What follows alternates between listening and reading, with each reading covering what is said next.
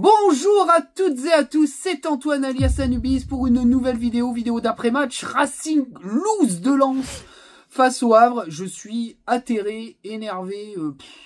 Alors, ce qui est assez marrant pour ceux qui suivent les vidéos, c'est que je n'ai vu le match qu'après la soirée d'anniversaire de ma fille. Heureusement que je l'ai pas vu avant parce que je pense que j'aurais pas passé une bonne soirée.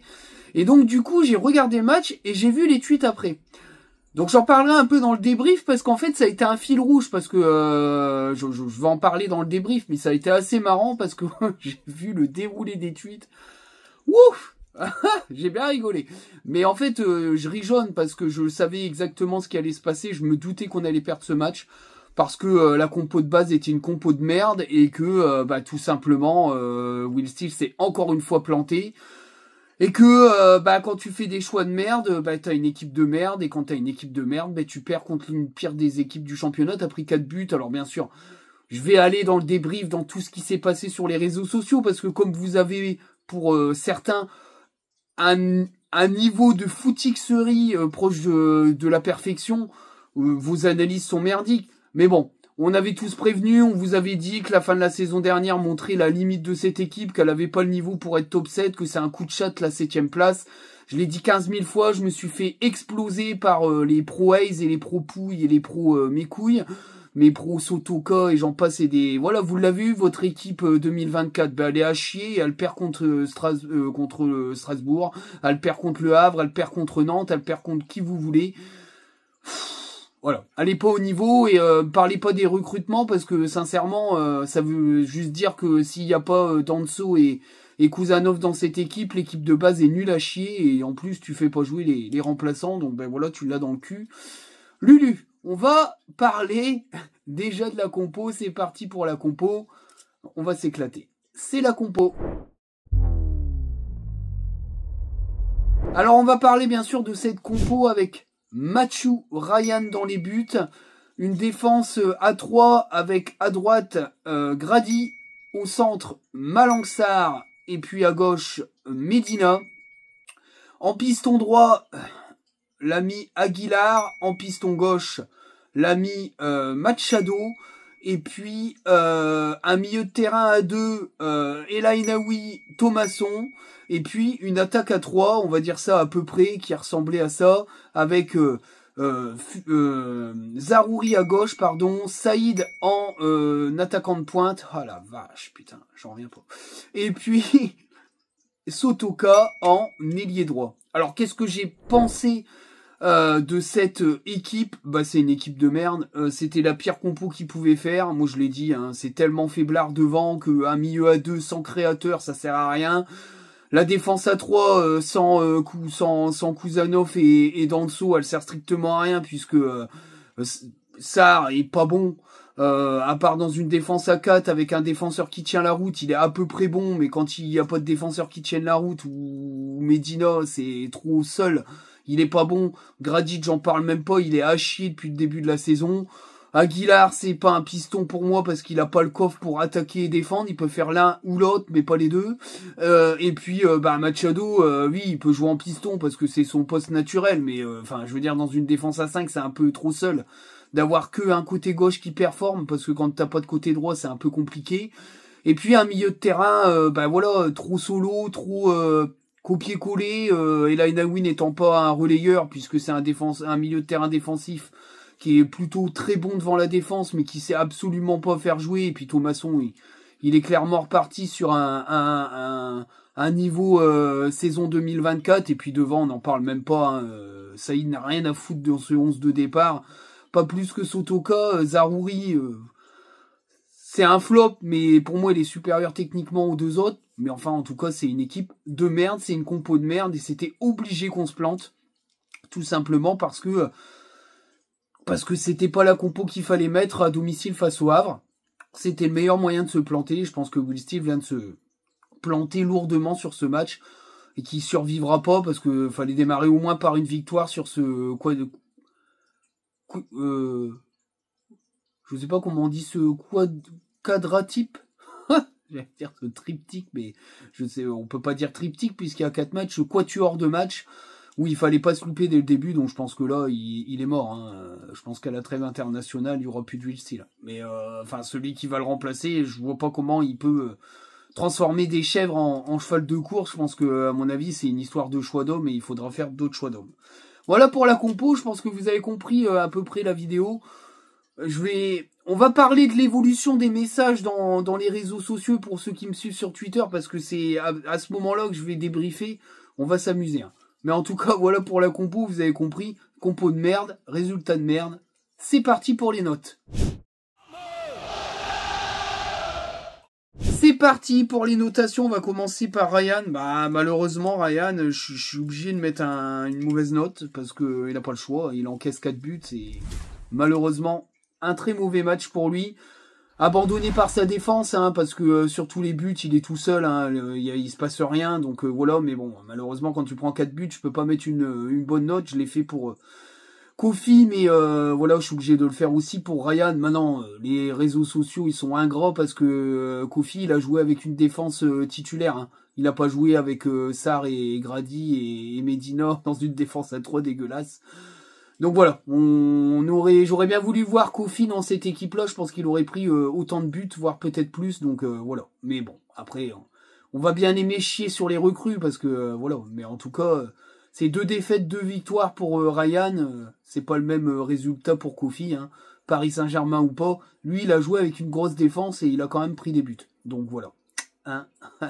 Voilà. Mais en tout cas, il fait un très mauvais match, Ryan, malheureusement. Je sais même pas quoi mettre. C'est terrible. J'ai mis la note de 5 à Medina, match moyen. Il a été quelquefois un peu en difficulté, mais enfin, ça a été le moins pire des 3 défenseurs centraux. Moi, j'ai trouvé qu'il avait apporté offensivement, ce qu'a pas fait absolument pas les 2 autres, mais voilà, il peut pas être bon dans une défense à 3 avec deux mecs pas au niveau du tout, nul à chier, donc c'est compliqué pour lui, mais en tout cas, moi je le préfère en latéral gauche, hein, clairement dans une défense à 4 où il y a des mecs qui savent courir et défendre, que dans une défense à 3 où il est avec 2 mecs qui sont pas au niveau. Je pense que c'est un peu compliqué quand même. Malang Sarr, 0. Match cataclysmique de Malang Sarr. Enfin, ouais, catastrophique. Cataclysmique. Enfin, tout ce que vous voulez. Il a encore été nul. Il est sur au moins 2, voire... Ouais, il est sur 2 des 4 buts. Après, c'est Grady qui est sur les 2 autres. Donc, bah voilà. Hein, merci. Merci, parce que ce mec-là aurait jamais dû être titulaire, parce que tu dois faire d'autres choix et faire rentrer tes recrues, et que Gradit non plus doit pas être titulaire.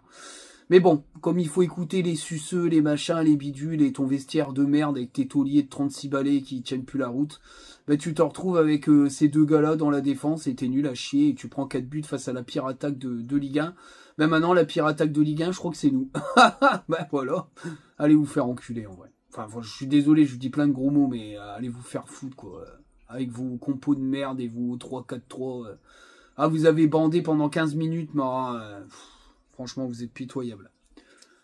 Ben, la même note à Grady, hein, cataclysmique, il a été nul à chier, il s'est fait bouffer, il a été inutile, il s'est fait trimballer par Antoine Joujou, faut aller vous faire foutre, quoi. Enfin, catastrophique quand t'as Djoumaba qui est un mec qui est titulaire en Liga et qui est surveillé par l'Europe entière et tu te permets de mettre un mec comme Grady qui est incapable de faire une tête, qui a été pris sur les 2 buts des 4, enfin c'est catastrophique, enfin voilà, allez vous faire foutre.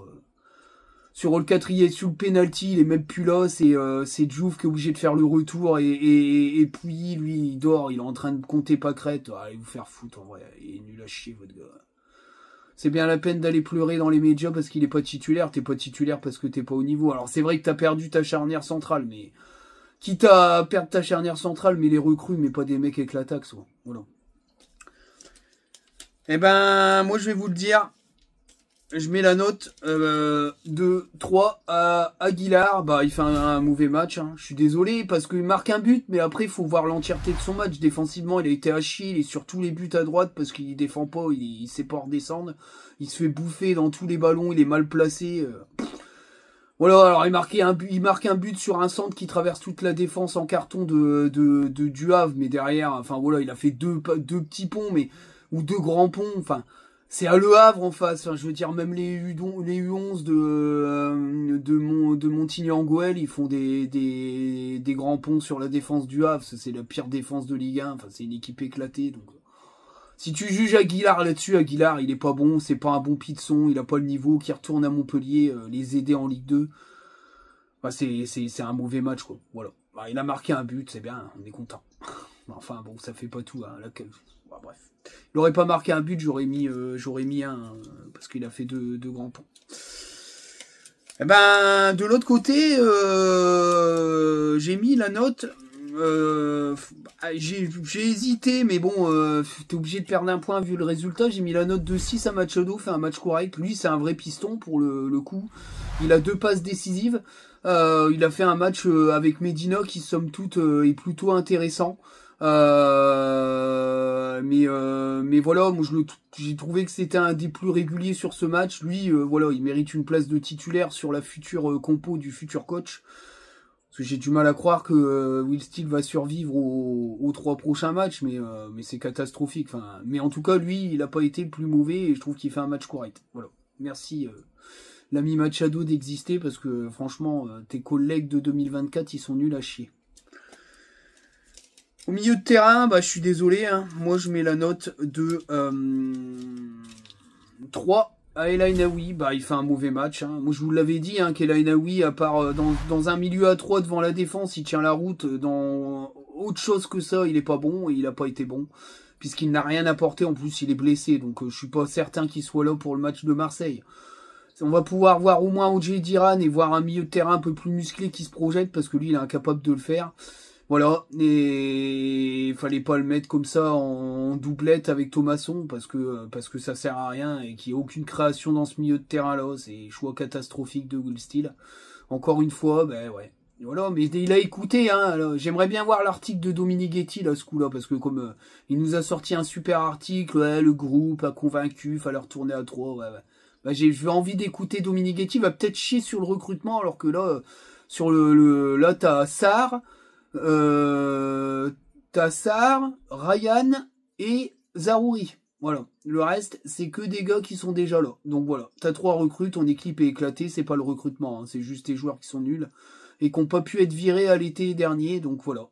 Bah, t'as ce que t'as. Thomasson, Thomasson, hein, l'ami Thomasson, la note de 2, très mauvais match, il a servi à rien. Alors bien sûr, il fait 2-3 crochets, mais il fait il sert à rien. Bon bref. Voilà, on retrouve un peu le Thomasson de 2024, c'est-à-dire qu'il est plein d'abnégation, mais il est limité, et puis au bout de 60 minutes, il n'y a plus personne. Mais voilà, vous êtes contents. Moi je m'en doutais, hein. Il faisait un super début de saison, mais il fallait absolument le relayer ou le faire un petit peu se reposer sur les matchs. Malheureusement, c'est pas le choix de Steele, c'était le choix de s'appuyer dessus à 100%. Mais il est en train de craquer physiquement et il va finir en roue libre et il est temps qu'il s'en aille parce que sincèrement, moi j'y crois pas sur l'avenir. Il fait partie des joueurs trentenaires qui doivent dégager du club.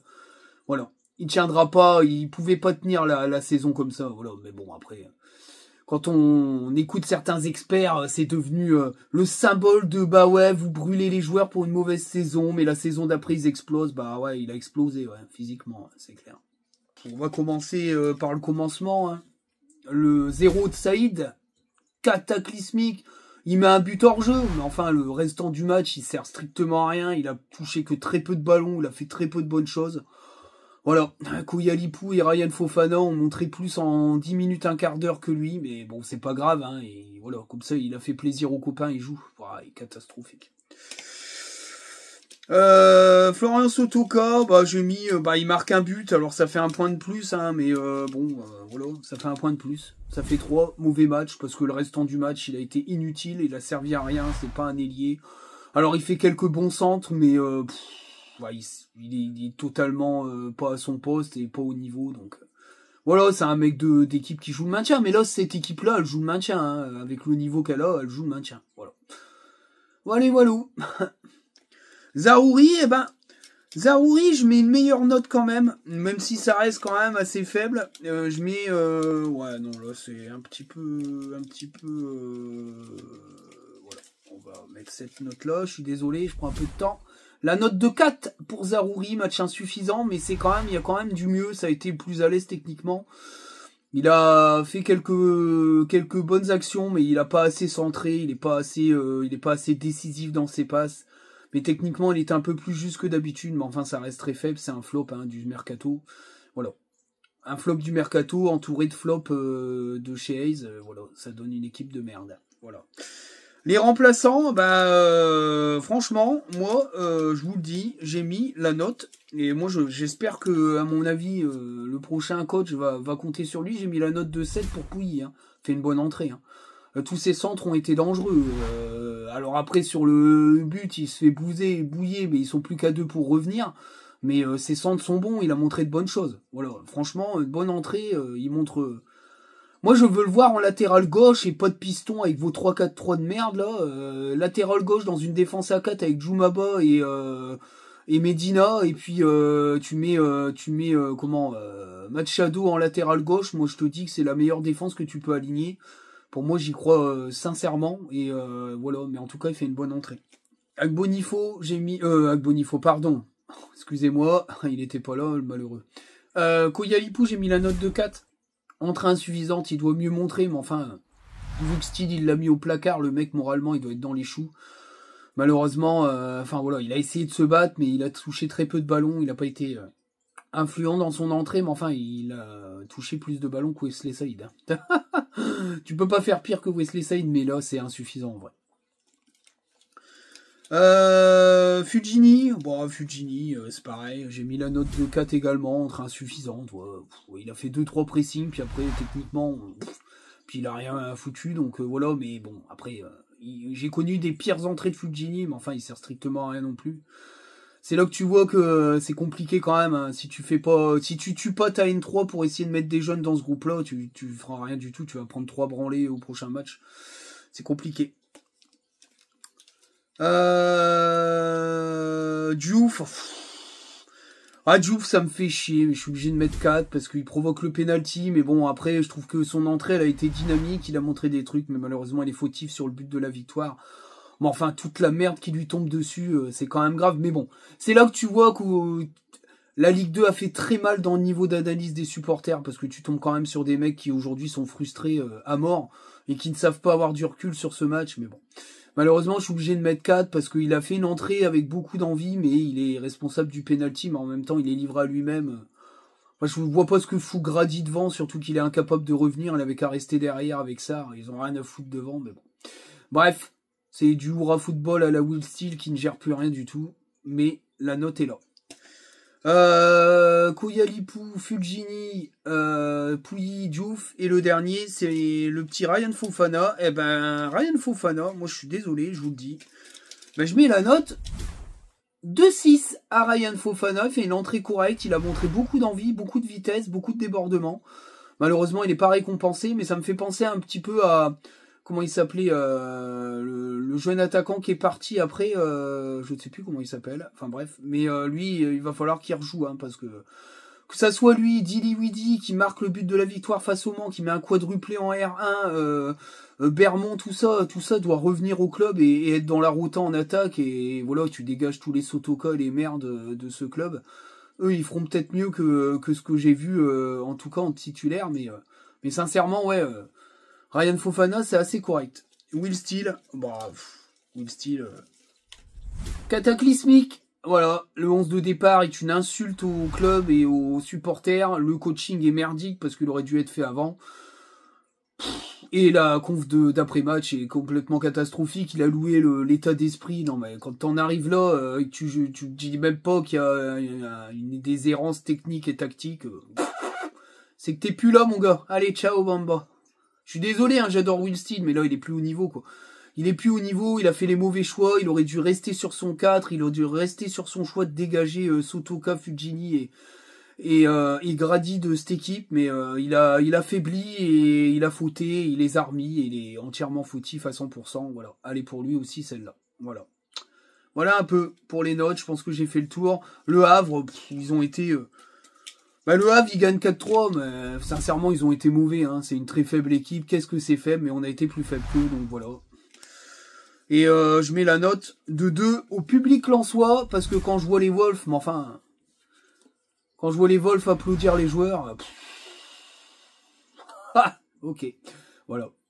c'est le niveau des Wolves. Hein. Je ne cite pas que les Wolves, hein, parce qu'il y a d'autres sections qui ont applaudi les joueurs, mais aujourd'hui, ils sont tellement matrixés par l'inusable, l'infatigable et l'intarissable Soto nul que bah on applaudit des joueurs qui n'ont pas respecté le maillot, mais comme ils sont super cool et qui tweetent sur les réseaux sociaux et qu'ils envoient des messages sympas sur Instagram, bah, c'est des méga joueurs, voilà. Mais bon, voilà. Alors je cite les Wolves parce que c'est vrai que ça a été choquant, parce que sur les images de DAZN on voit on voit les Wolves applaudir, mais il n'y a pas que les Wolves qui ont merdé le canon. Alors je vais me faire incendier, j'en ai rien à branler, mais à un moment donné, on est quand même trop gentil, quoi.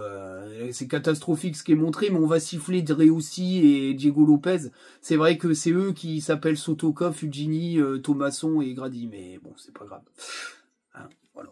Mais c'est très mauvais, hein. Très mauvais. Alors, si les supporters se mettent à devenir hyper conciliants avec des mecs qui n'ont rien à branler du club et qui veulent juste gratter leur paye et qui partiront quand leur contrat sera fini, on mérite d'être là où on est, hein, c'est-à-dire dans la merde. Hein. Voilà. Mais par contre, quand c'était Franck Hayes et que c'était de la merde, on les a jamais entendus gueuler, mais là on va gueuler contre ceux qui sont pas pour grand-chose, qui sont juste des victimes d'une mauvaise gestion et qui aujourd'hui, voilà, ont mis Will Steele dans le groupe et Will Steele s'est fait matrixer par le gang le gang des sages, mais bon, il va reconduire le même 11, hein, sauf qu'il n'y aura pas Thomasson, il va mettre OG Diran, je pense. Enfin bref, on en parlera dans la projection, mais je suis vraiment vénère. Voilà pour les notes. Je suis désolé, il va y avoir beaucoup de gros mots dans cette vidéo, mais je suis très très en colère. C'est parti pour le débriefing. Alors le débriefing, c'est assez marrant, je vais le mettre en fil rouge avec Twitter. Donc moi j'ai vu le match, il était 2h du matin je crois, parce que j'ai fait une grosse soirée. J'ai encore une tête de fatigué parce que j'ai dormi très tard, ou très tôt. Moi je le sentais pas ce match-là. Alors bien sûr, on a un penalty au bout de 4 minutes qui lance le match, je me dis bon, ok. Ça va nous lancer, ça va peut-être apaiser le truc. Je vais pas vous le cacher, ça m'arrangeait pas parce que je me suis dit que cette compo était merdique et que si on gagnait que 1-0, ça résolvait pas le problème que la compo était merdique. Et puis en fait, on n'est pas si bon que ça. On n'est pas si bon que ça, on se fait perforer, Gradit et Aguilar sont aux avant-postes, mais il n'y a plus personne pour revenir. Malangsar, extrêmement friable. Et la seule satisfaction, c'est le côté gauche avec Machado et Medina qui semble un peu plus solide. Au milieu de terrain, on est nul. Et puis devant, on n'en parle même pas. Il y a du mouvement, mais il se passe rien. Saïd est un fantôme. Mais on arrive quand même sur un centre du gauche de Machado à mener 2-0. Tellement la défense avraise est nulle à chier. On arrive par chance à trouver le piston gauche. Alors bien sûr, alors là, à ce moment-là, je reçois, je les ai pas vus parce que je les ai vus après le match, je reçois des notifs, vas-y, le deuxième but, vas-y, super analyse, Anubis, il est claqué au sol, il a que la haine, machin, j'ai pris plein de messages plein à la gueule parce que c'était 2-0, ça y est, c'était reparti comme à l'an 40, sauf que non, parce que les problèmes étaient là, pendant cette période où on menait 2-0, et puis après, le Havre s'est rebiffé. Il y a un but sur une tête, sur une frappe, c'est catastrophique. Comment, je crois que c'est Thomasson, il se fait enrhumer par le contrôle derrière. Il y a une frappe.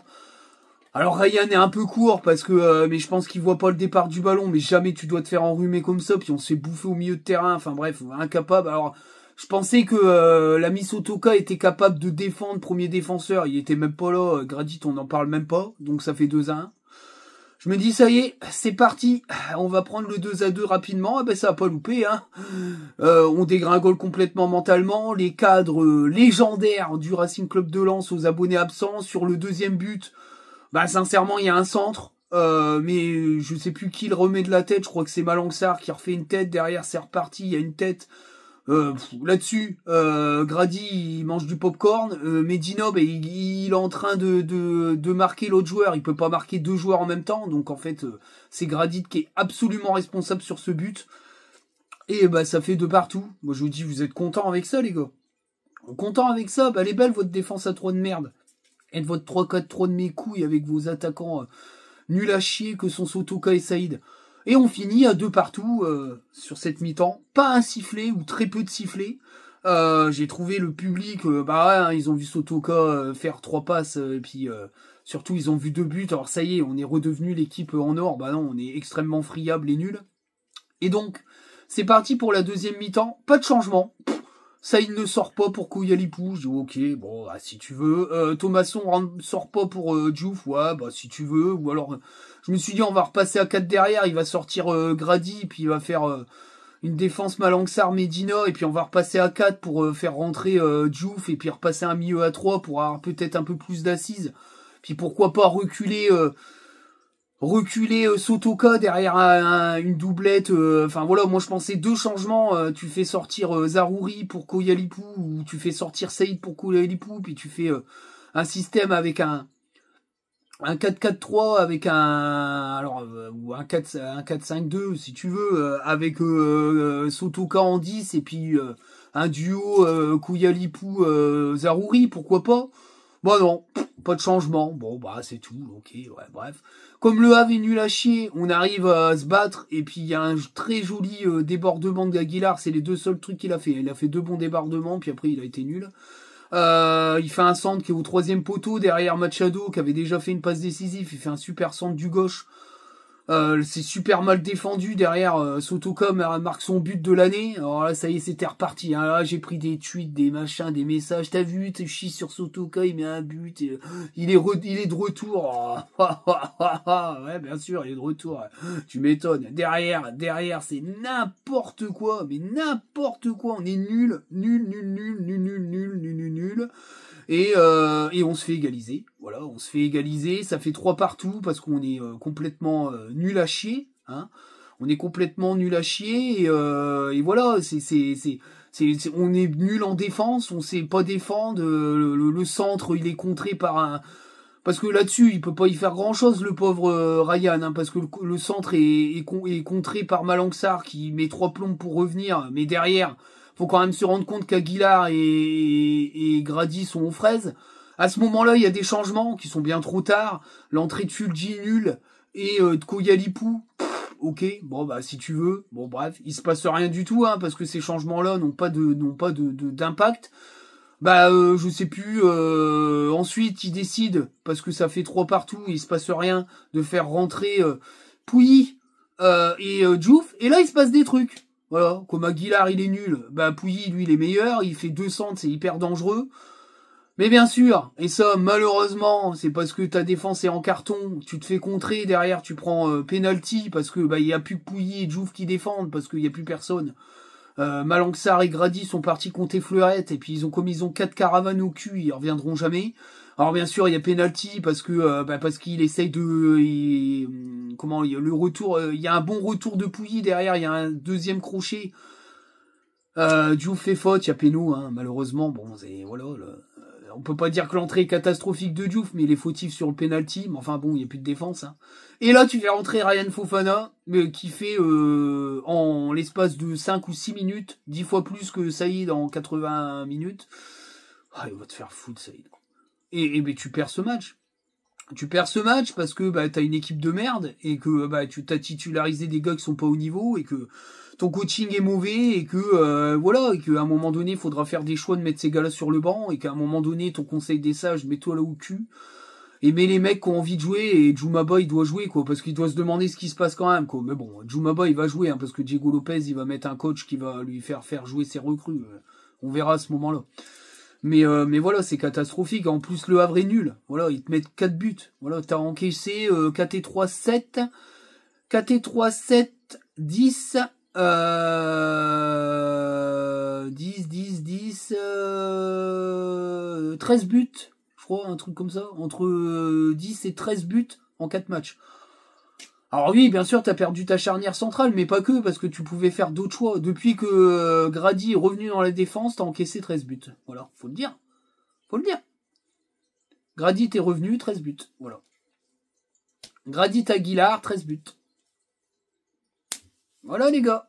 Voilà, alors après, j'aime beaucoup Grady, c'est une des meilleures recrues des 10 dernières années, mais il est plus au niveau. Et depuis que Sotoka rejoue, bah on perd tous les matchs, parce que bah Sotoka, il est plus au niveau non plus. Fulgini non plus, Saïd, on n'en parle même pas. Voilà. Il a joué 2 fois et il met un but hors jeu, mais enfin, il sert à rien. Et rien du tout. Voilà. C'est bien. Super. Voilà. On va passer à la projection et à la conclusion. Je suis désolé, mais je suis atterré. C'est la projection et la conclusion. Eh ben, c'est une lourde défaite, 4-3. Voilà, tout le monde va nous passer devant demain. Hein, on va finir 10e. Parce que je pense que Strasbourg va gagner. Alors Lille a pris une branlée face à Paris 4-1. Mais enfin, Lyon va gagner, Strasbourg va gagner, Brest va gagner, je pense. Je sais pas s'ils ont déjà joué, je sais plus.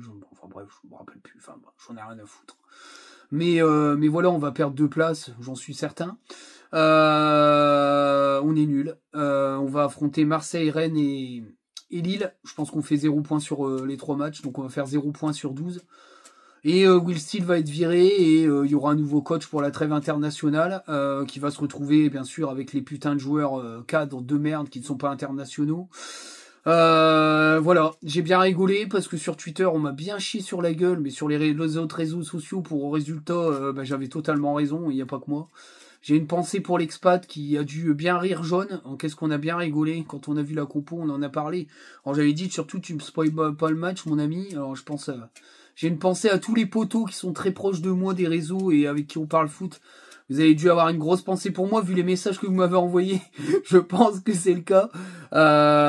Mais on l'avait dit, voilà. Mais bien sûr, tous les pros Waze et les pros Pouille et les pros allez vous faire foutre Joseph Ougourlian, vendeur de joueurs, qui nous ont cassé les couilles avec votre 4-3-4-3. J'ai une pensée pour les mecs qui sont proches des médias ou les mecs qui sont un peu proches de tout ça et qui nous ont vendu ce 3-4-3 comme un retour aux sources, à les pétarader, parce qu'ils se sont dit, comme c'est le Havre, on va gagner. Donc on va pouvoir dire que le retour au 3-4-3, c'était ce qu'il fallait faire. Ah ben non, vous avez perdu les gars, parce que c'était pas ce qu'il fallait faire, fallait retourner à 4 derrière, et fallait faire un milieu de terrain plus costaud, il fallait remettre Koulialipou, et pourquoi pas Zarouri et Ryan Fofana, et voilà, faire un truc qui change et oser quelque chose au Havre, face au Havre. Résultat, t'as rien osé, t'as été puni par ta tiédeur, ton manque de d'allant et ta fauchetonnerie. Voilà, et Steele, il s'est niqué tout seul, il s'est renié et il est puni par les jeux du foot. Quand tu te renies, que tu te chies dessus et que tu veux aller dans la zone de confort de tes 4 parce qu'il pleure, il chouine, il râle parce qu'il joue pas, ben t'es puni par le foot. Et tu mérites d'être viré. Voilà. Et j'adore Steele, hein, mais là, il s'est niqué sur plein de matchs. Fallait pas faire ton bébé parce qu'on avait vendu Frankowski. Fallait avoir les couilles de mettre les joueurs qu'on te proposait. Quand t'es un coach, tu dois mettre les joueurs qu'on te recrute. Voilà. Le message envoyé à tout le monde, c'est qu'allez vous faire foutre, quoi. Et ben, résultat, c'est toi qui vas aller te faire foutre. Voilà. Et aussi, allez vous faire foutre... Sotoka, Fulgini et compagnie, vous respectez pas le club. On nous a vendu des guerrieros amoureux du blason. On sait très bien aujourd'hui que vous avez foutu la merde dans le vestiaire pour certains, surtout avec Eli Wahi l'année dernière, que vous avez continué cette année, le retour du staff, hein, parce que je connais des gens qui sont très proches du staff. Le retour du staff aujourd'hui, c'est que ces gars-là ont foutu le bordel dans le vestiaire et qui maintenant ont repris le pouvoir parce que comme c'est la merde et que Wistin n'a plus les rênes, ils ont repris le pouvoir, c'est la République des joueurs, vous avez été punis et vous allez tous le payer cher. Voilà, mais vous êtes quand même applaudis par Bollaert. Vous avez ce que vous méritez, Bollaert. Voilà. En tout cas, moi, j'aurais pas applaudi si j'étais au stade. J'ai bien fait de paillettes. Franchement, je préférais fêter l'anniversaire de Matchot que de voir de la merde pareille. Et sincèrement, je me fais guère d'illusions sur les 4 prochains matchs, mais le mercato est pas à mettre en cause parce que les joueurs qui sont recrutés sont sur le banc. Et ceux qui méritent de jouer rentrent 10 minutes. Donc moi, j'incriminerai pas le mercato. Je l'incriminerai quand toutes les recrues du mercato seront alignées sur un même match et qui seront nuls. On incriminera le mercato, mais pour l'instant, c'est pas le cas. Donc j'incriminerai pas le mercato. J'incriminerai des gars qui sont mauvais depuis des semaines et qui méritent d'aller sur le banc et qui avaient mérité d'aller sur le banc à un moment, ce qui avait permis à Lens de raccrocher les wagons et qui malheureusement sont revenus par la fenêtre et nous plombent et nous gâchent le club et crachent sur le blason. Voilà. Sur ce, je vous dis à très bientôt. La cloche, on met les notifs, on s'abonne, on partage. Les liens sont dans la description. Je suis vraiment désolé, mais voilà. Alors je sais que on va me dire que je me délecte de rien du tout. Hein. Je savais qu'on allait perdre parce que cette compo était une compo de perdants. Je suis triste. je suis extrêmement triste parce qu'il y avait des bonnes choses à faire, il y avait un rebond à faire, il y avait une possibilité de se séparer de ces 4 qu'il fallait virer il y a 2 ans déjà, pour recruter une nouvelle équipe pour la Ligue des Champions et les virer cet été, mais comme ils sont invendables et qu'ils ont un salaire de ouf pour leur niveau, on va encore se les coltiner cet été, mais je pense qu'à un moment donné, Joseph Ougorlian, il va virer tout le monde, il va couper les contrats, il perdra un peu de sous, mais au moins il pourra recruter des joueurs qui voudront mouiller le blason, mouiller le maillot, pardon, mouiller le blason, ça veut rien dire, mouiller le maillot et honorer ce blason, parce que là, ce blason-là n'a pas été honoré par les soi-disant piliers de cette équipe qui ont été nuls à chier et qui doivent dégager du 11 de départ. Sur ce, je vous dis à très bientôt. Ciao les amis, courage, on est Lensois, on aura des jours meilleurs.